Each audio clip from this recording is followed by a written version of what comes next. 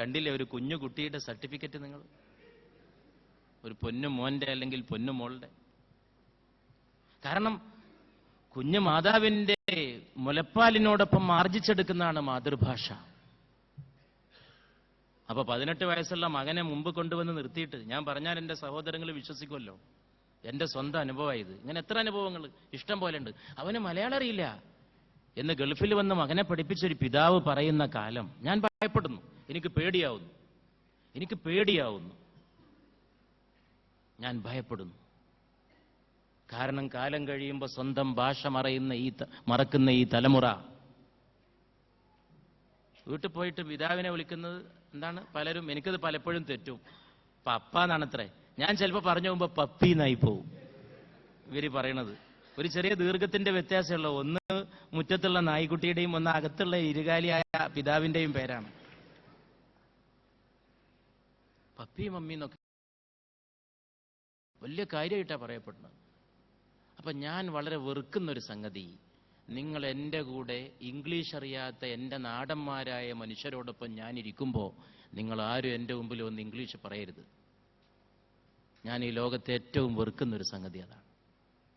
എൻ്റെ നാടന്മാരായ എൻ്റെ ഗ്രാമത്തിൽ കഴിഞ്ഞ രണ്ടാഴ്ച മുമ്പ് എനിക്ക് അങ്ങനെ അനുഭവം ഉണ്ടായി. ഞാൻ എറണാകുളത്ത് പോയതായിരുന്നു. എൻ്റെ നാട്ടിലെ കുറേ സുഹൃത്തുക്കൾ കൂടെ വന്നു. നാടന്മാരായ എങ്ങോട്ടെങ്കിലുമൊക്കെ യോഗത്തിനൊക്കെ പോകുമ്പോൾ വാഹനത്തിലൊക്കെ എൻ്റെ കൂടെ എൻ്റെ നാട്ടുകാരായ എൻ്റെ ഗ്രാമത്തിലെ അയൽവാസികൾ പോരും, വെറുതെ രസത്തിന്. പലപ്പോഴും അങ്ങനെ പോന്നവരാണ്. അവിടെ എത്തിയപ്പോൾ ഒരാൾക്ക് ഇംഗ്ലീഷ് തന്നെ, മലയാളം പറയുന്നുണ്ട്, ഇംഗ്ലീഷ് കലർത്തിയിട്ടേ പറയും. ഇവരോടും കൂടിയാ പറയുന്നത്. അറിയാം. എന്നിട്ടും എന്തിനാ പറയുന്നു വെച്ചാൽ അത് ചിലരുടെ ഒരു സാഡിസമാണ്, ഒരു ക്രൂര വിനോദമാണ്. അതിന്റെ പിന്നിൽ ഒരു സൈക്കോളജി ഉണ്ട്. ഞാൻ ഇയാളെ തിരുത്താൻ നോക്കുന്നുണ്ട്, ഇയാൾക്ക് മനസ്സിലാകുന്നില്ല. ഇയാൾ അക്കം പോലും പറയണത് ഇംഗ്ലീഷിലാണ്. ഒരു 25,000, ഒരു 30,000 എന്നൊക്കെ പറയൂ. ഞാൻ എൻ്റെ കൂടെയുള്ള പാവങ്ങളെ പറ്റിയായിരുന്നു എൻ്റെ ആശങ്ക. അവർക്ക് മനസ്സിലാകുന്നില്ലല്ലോ. അവരുടെ മനപ്രയാസം എങ്ങനെ തിരിച്ചറിയാൻ കഴിയും? എനിക്ക് അത്തരം ആളുകളോട് ഒന്നേ പറയാനുള്ളൂ, ലണ്ടനിലെ തെരുവ് തണ്ടി 4 നയാ പൈസക്ക് വേണ്ടി യാചിക്കുന്നതും ഇംഗ്ലീഷിലാണ് എന്ന സംഗതി അവരറിഞ്ഞിരിക്കണം. ഞാനൊരു ഭാഷയെ അവമതിക്കില്ല. ഞാൻ ഇംഗ്ലീഷിനെ വളരെ ഇഷ്ടപ്പെടുന്ന ആളാണ്. കാരണം ലോകത്തെ കണക്ട് ചെയ്യുന്ന ഭാഷയാണ് ഇംഗ്ലീഷ്. ഞാൻ ഒരു ഭാഷയുടെയും എതിരാളിയല്ല. എൻ്റെ പിതാവ് എനിക്ക് നൽകിയ, പണ്ഡിതനായ എൻ്റെ പിതാവ് എനിക്ക് പകർന്നു നൽകിയ സംസ്കാരങ്ങളിൽ എന്താണ് സംസ്കാരം? വിശുദ്ധ റസൂലിന്റെ ഒരു വാക്കാണ് സംസ്കാരത്തെക്കുറിച്ച് പറയുമ്പോൾ ഓർമ്മ വരുന്നത്. സല്ലല്ലാഹു അലൈഹി വസല്ലം, സൽസ്വഭാവത്തേക്കാൾ വിലപ്പെട്ട ഒരനന്തരാവകാശവും ഒരു പിതാവും തന്റെ മകന് പകർന്നേകിയിട്ടില്ലെന്ന് വിശുദ്ധ റസൂൽ മുസ്തഫ സല്ലല്ലാഹു. വല്ലാത്ത വാക്കാണ്. സൽസ്വഭാവത്തേക്കാൾ വിലപ്പെട്ട ഒരനന്തരാവകാശവും ഒരു പിതാവും തന്റെ പുത്രന്, തന്റെ പുത്രിക്ക്, തന്റെ സന്താനത്തിന് പകർന്നേകിയിട്ടില്ല. പകർന്നു കൊടുക്കാവുന്ന ഏറ്റവും നല്ല ഹെറിറ്റേജ്, ഏറ്റവും നല്ല ഇൻഹെറിറ്റൻസ് അത് കൾച്ചറാണ്. പിതാവിൽ നിന്ന് പുത്രന് കിട്ടേണ്ട ഏറ്റവും വലിയ നിധി സംസ്കാരമാണ്. പണ്ഡിതനായ എൻ്റെ പിതാവ് ഭാഷകളെ സ്നേഹിച്ചിരുന്നു. അറബി അറിയാമായിരുന്നു, ഹിന്ദി അറിയാമായിരുന്നു, ഉറുദു അറിയാമായിരുന്നു, മലയാളത്തെ നല്ല ഇഷ്ടമായിരുന്നു, ശുദ്ധ മലയാളത്തിൽ പ്രസംഗിക്കുമായിരുന്നു, സംസ്കൃതം പഠിച്ചിരുന്നു. അതുകൊണ്ട് എനിക്ക് ചെറുപ്പത്തിലെ വീട്ടിൽ നിന്ന് കിട്ടിയ ഒരു സംസ്കാരം എല്ലാ ഭാഷകളെയും ആദരിക്കണമെന്നുള്ളതാണ്. അതൊരു മനുഷ്യനെ വളരെ, അതുകൊണ്ട് ഞാൻ ഇംഗ്ലീഷിനെ അവമതിക്കുകയില്ല, ഞാനൊരു ഭാഷയും അവമതിക്കുകയില്ല. പക്ഷേ മാതൃഭാഷയെ അവഗണിച്ചുകൊണ്ട് പെറ്റമ്മയുടെയും പോറ്റമ്മയുടെയും ഭാഷയെ തിരസ്കരിച്ചുകൊണ്ട് നമുക്കൊന്നും നേടാൻ കഴിയില്ലെന്ന് തിരിച്ചറിയാൻ നമുക്ക് സാധിക്കണം. നമ്മളിന്ന് പോകുന്ന യാത്ര എങ്ങോട്ടാണ്? ആ യാത്രയിൽ നിന്നുകൊണ്ടാണ് നമ്മൾ ഈ കാര്യങ്ങൾ ആലോചിക്കേണ്ടത്.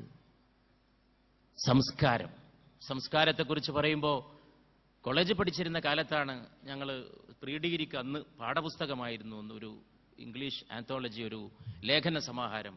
അതിൽ CP സ്നോയുടെ ഒരു ലേഖനമുണ്ടായിരുന്നു, എന്താണ് സംസ്കാരം, വാട്ട് ഈസ് കൾച്ചർ.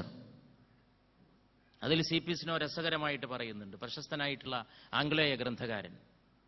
എന്താണ് സംസ്കാരം? നിങ്ങൾ നല്ല ഷർട്ടിട്ട് നടന്നാൽ അത് സംസ്കാരമാകുമോ? നിങ്ങൾ കാറിൽ സഞ്ചരിച്ചാൽ നിങ്ങൾ സംസ്കാര സമ്പന്നനാകുമോ? വായനയുടെ മഹോത്സവത്തോടനുബന്ധിച്ച് സംസ്കാരത്തെക്കുറിച്ച് നമ്മൾ വിചിന്തനം ചെയ്യുമ്പോൾ നമ്മൾ ആലോചിക്കേണ്ട കാര്യമാണ്. CP സുനോ ഇത്രത്തോളം ചോദിക്കുന്നുണ്ട്, മിനുങ്ങുന്ന ഷൂസ് ഇട്ടാൽ നിങ്ങൾ സംസ്കാര സമ്പന്നനാകുമോ? ഷൂസിനെ പറ്റിയുണ്ടല്ലോ ഒരു പറച്ചില്. ഷൂസിന്റെ അഗ്രം, ഷൂസിന്റെ അറ്റം ഇങ്ങനെ തിളങ്ങണം എന്നാണ് പറയാ. പോളിഷ് ചെയ്തിട്ട് ഇങ്ങനെ മിനുങ്ങണം. അങ്ങനെയുള്ള ഒരു മിനുങ്ങുന്ന ഷൂസ് ഇട്ടാൽ സംസ്കാരമാകുമോ? നമ്മൾ നമ്മുടെ നാട്ടിൽ അണിയുന്ന ഒരു വേഷം, ഓരോ നാട്ടിലും ഓരോ വേഷം, ഓരോ രൂപം, ഒന്നും മോശപ്പെട്ടതല്ല. കേരളീയന്റെ ഒരു സ്വഭാവം, കേരളീയർക്ക് ഒരുപാട് സ്വന്തമായിട്ടുള്ള ശൈലികളുണ്ട്. അതിൽ എടുത്തു പറയാവുന്ന രീതിയിൽ ചിലതൊക്കെ ഒഴിവാക്കേണ്ടതാണെങ്കിലും ഈ മുണ്ടുടുക്കുമ്പോഴുള്ള സുഖം അല്ലേ അവിടെ നിൽക്കുന്നത്. കാരണം ഈ ഗൾഫിൽ വന്നാൽ നമ്മളെ സുഹൃത്തുക്കൾ കോട്ടിടിപ്പിക്കും. നമ്മൾ വിചാരിച്ചിട്ട് കാര്യമില്ല. എനിക്ക് എപ്പോഴുള്ള പ്രശ്നമാണ്. ഞാനിന്ന് സംസ്കാര പൈതൃകത്തിന്റെ സുഹൃത്തുക്കളോട് നന്ദി പറയാണ്. ഞാനിന്ന് മുണ്ടണിഞ്ഞ് വരുന്നതിന് അവർ തടസ്സം നിന്നില്ല എന്നുള്ളതിന്റെ പേരിൽ, തുണി കൊടുക്കുന്നതിന്റെ പേരിൽ. അതിന്റെ ഒരു സുഖത്രയാണ്. അത് വേണ്ടാത്ത എന്താണെന്ന് വെച്ചാൽ ആ മടക്കിക്കുത്താണ്. ഇതിനൊരു കുഴപ്പമില്ല. അതിങ്ങനെ കുത്തിയിട്ട് ഉഷാറായിട്ട് മുമ്പിലെ നമ്മളിങ്ങനെ റോട്ടിലൂടെ പോവുകയാണെങ്കിൽ മുമ്പിലെ ജീപ്പിലൊരു 4 മലയാളി ഉണ്ടെങ്കിൽ അതും അതിനകത്ത് അങ്ങോട്ട് പോയിട്ട് കുറെ സംസ്കാരത്തിന്റെ വേറെ കുറെ പ്രത്യേകതകളുണ്ട്. മടക്കി കുത്തി പിന്നെ എന്തെങ്കിലും 4 പൈസ എടുത്തു കൊടുക്കേണ്ട സമയത്ത് അതും കൂടി ഒന്ന് പൊക്കി, അതിന്റെ ചോട്ടിലുള്ള ഡ്രോയറും പൊക്കി, പിന്നെ അതിന്റെ കീശയും പൊക്കി. ഇങ്ങനെയൊക്കെ മലയാളിയുടെ സ്വന്തമായ ചില പ്രത്യേകതകളുണ്ട്. ഞാൻ പാർലമെന്റിൽ ഒരിക്കലും ഇവിടെ ഒരു ധർണ നടന്ന സമയത്ത് റേഷൻ ഷാപ്പ് ഡീലർമാരുടെ ധർണയാണ്. അപ്പൊ അതിൽ പങ്കെടുക്കാൻ വേണ്ടി റേഷൻ ഷാപ്പ് ഡീലർമാരുടെ അസോസിയേഷന്റെ ഭാരവാഹികൾ വിളിച്ചിരുന്നു. അപ്പൊ ഇത് ജന്തർ മന്ദറിലാണ് ധർണ നടക്കുന്നത് പറഞ്ഞിട്ട് പാർലമെന്റിലെ മെറ്റഡോർ വണ്ടിയുണ്ട്. നമ്മളൊക്കെ കാറില്ലാത്ത MP-മാരായിരുന്നു. അപ്പൊ നമ്മളൊക്കെ പാർലമെന്റ് വാഹനത്തിലാണ് പോവാ. സ്വന്തം വാഹനങ്ങൾ ഉള്ള MP-മാർക്ക് അതിൽ പോവാം. നമ്മളൊക്കെ പാർലമെന്റിന്റെ പൊതുവാഹനത്തിലാണ് സഞ്ചരിച്ചിരുന്നത്. അപ്പൊ അങ്ങനെ പോകുമ്പോ ഈ ഡ്രൈവറോട് പറഞ്ഞു, ഇവിടെ ഒരു ധർണ ഉണ്ട്. അപ്പോ എത്ര തെരഞ്ഞിട്ടും ജന്തർ മന്ദറിൽ റേഷൻ ഷാപ്പ് ഡീലർമാരുടെ ധർണ കണ്ടെത്താൻ ആളുകളെ കാണാൻ എവിടെയെന്ന് മനസ്സിലാകുന്നില്ല. ഡ്രൈവറും കുടുങ്ങി, ഞാനും കുടുങ്ങി. അങ്ങനെ ഇരിക്കെ ഡൽഹിയിലെ റോട്ടിലൂടെ ഉണ്ട് ഒരാൾ മടക്കി കുത്തിയിട്ട് ഉഷാറായിട്ട് നടക്കണം. അപ്പൊ ഈ ഡൽഹിക്കാരൻ, സർ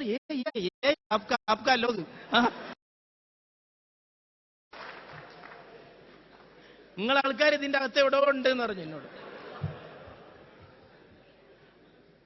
അപ്പൊ നമ്മൾ ആളെ തിരിച്ചറിഞ്ഞ് സന്തോഷത്തില് ഏത് ഡൽഹി പോയാലും മടക്കി കുത്തുമെന്ന് പറഞ്ഞാൽ നമുക്ക് വലിയ കാര്യമായിട്ട് തോന്നും. നമുക്കൊരു സുഖമാണത്. പക്ഷേ അതിനിപ്പോ പുറത്ത് മാത്രമല്ല, ഗൾഫിൽ മാത്രമല്ല, ഇന്ത്യക്കാർ ഇഷ്ടപ്പെടാത്തൊരു സംഗതിയാണത്. ഉത്തരേന്ത്യയിൽ പോയിട്ടത് ചെയ്താൽ ഉത്തരേന്ത്യക്കാർ അതിനെ ആക്ഷേപിക്കും. പക്ഷേ ഇപ്പൊ എനിക്ക് തോന്നുകയാണ് ഇതിനൊക്കെ ആക്ഷേപിക്കാൻ ആർക്കെന്താ അവകാശം? മുട്ട് വരെ ട്രൗസർ ഇട്ടിട്ട് പച്ചപ്പരിഷ്കാരിക്ക് നടക്കാമെങ്കിൽ ഞങ്ങൾക്ക് എന്താ കൂട്ടരെ മടക്കി കുത്തിയാല് എന്ന് ചോദിക്കേണ്ട കാലത്താണെന്ന് നമ്മൾ ജീവിക്കുന്നത്. ഞാൻ അതിനെ ന്യായീകരിക്കല്ല. മുട്ട് വരെ ഡ്രോയറും ട്രൗസറും ഇട്ട് നടക്കാമെങ്കിൽ അത് തന്നെയല്ലേ ഇപ്പൊ മടക്കിക്കുത്ത്. പിന്നെ ഔറത്തൊക്കെ മറിച്ച് നല്ല നിലയിൽ നടക്കുന്നത് നല്ലതാണ്. അത് നമ്മളെപ്പോഴും ശ്രദ്ധിക്കുന്നത് നല്ലതാണ്. മനുഷ്യൻ മറക്കേണ്ട ഭാഗങ്ങൾ മറിച്ച് നടക്കുന്നത് തന്നെയാണ് ഇതിന്റെ സംസ്കാരം. അങ്ങനെ എന്തൊക്കെ സംഗതികൾ ലോകത്ത് സംസ്കാരത്തിന്റെ പ്രത്യേകതകളായിട്ടുണ്ട്. ഇപ്പോ ഈ കോട്ടും സൂട്ടും അണിയുന്ന